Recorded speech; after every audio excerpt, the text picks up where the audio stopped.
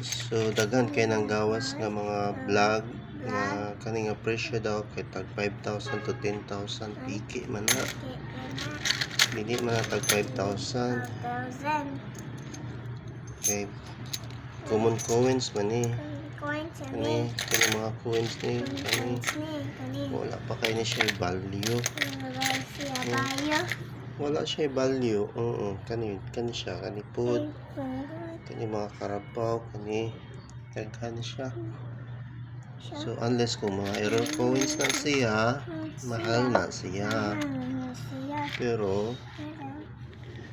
kani siya mga common coins raman ni. Di man ni mahal. See? Daghan man ni. So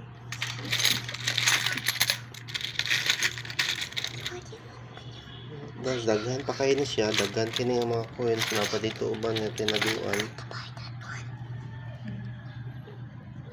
So dili na siya mahal daw tanaw o daghan pa kayo.